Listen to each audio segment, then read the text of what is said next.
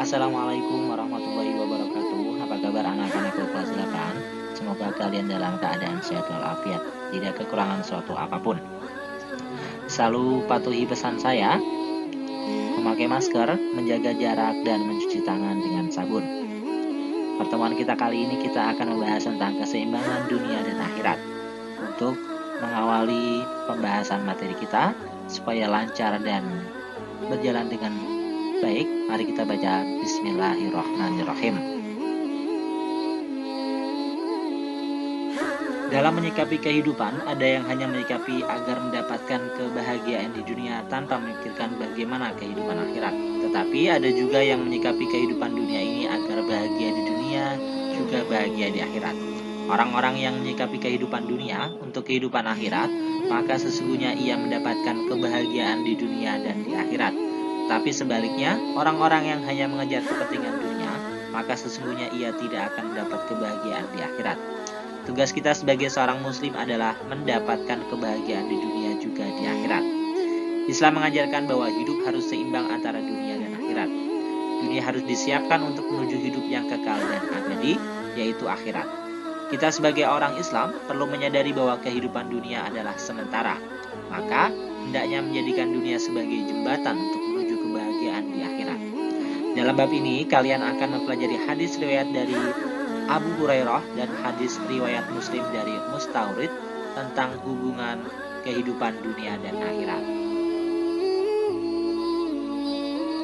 Hadis riwayat Muslim dari Abu Hurairah dan hadis riwayat Muslim dari Mustaurid.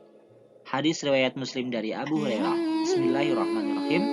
An Abi Hurairah qala kana Rasulullah sallallahu alaihi wasallam Allahumma aslih li dini alladhi huwa ismatu amri wa aslih li dunyaya allati fiha ma'asi wa aslih akhirati allati fiha ma'adi waj'alil hayati liziyadati li fi kulli khair waj'alil mauta rahatan li min kulli syarrin.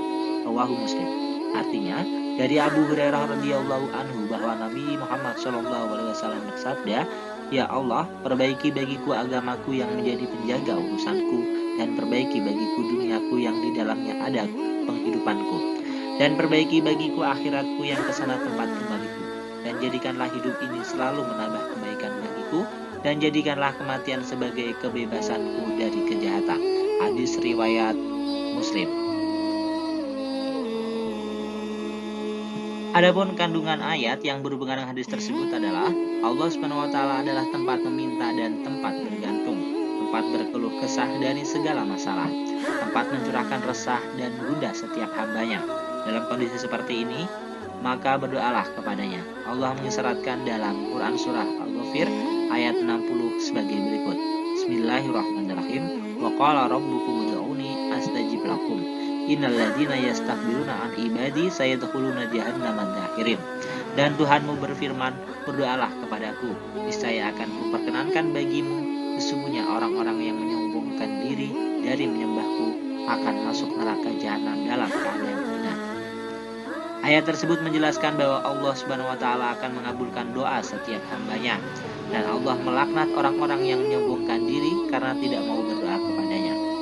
Hadis riwayat Muslim dari Abu Hurairah tersebut mengisyaratkan 5 hal penting yang harus menjadi permohonan kepada Allah Subhanahu wa taala dalam doa-doa kita.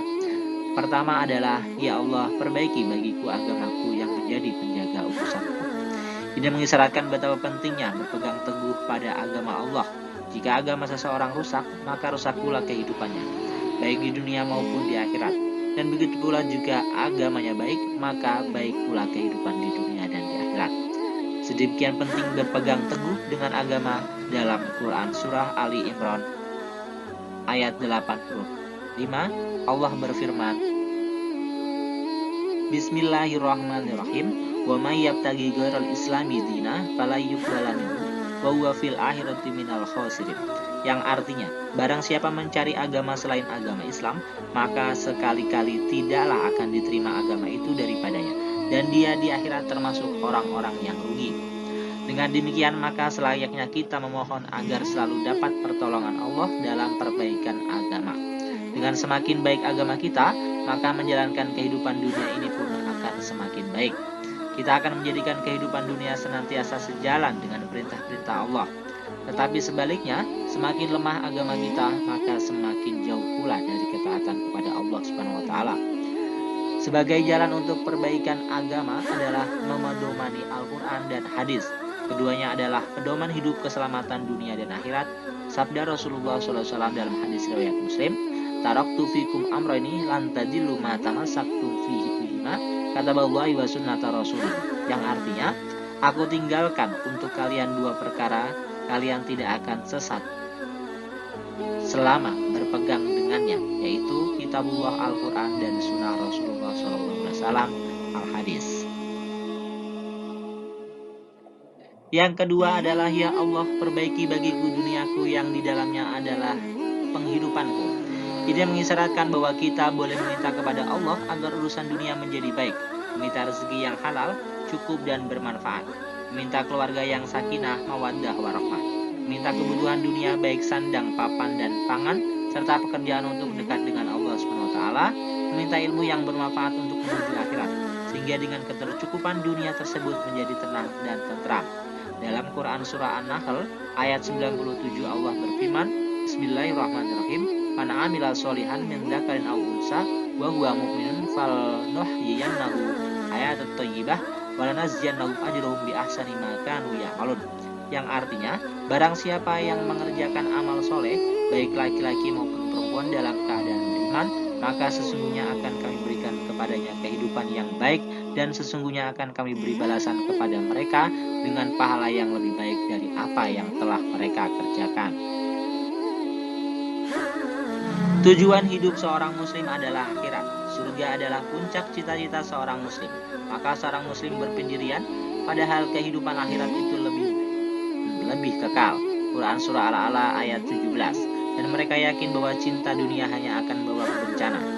Yang ketiga, ya Allah, perbaiki bagiku akhiratku yang kesana tempat kembaliku. Ini permintaan kepada Allah agar selalu dapat beramal soleh sampai ajal menjemput.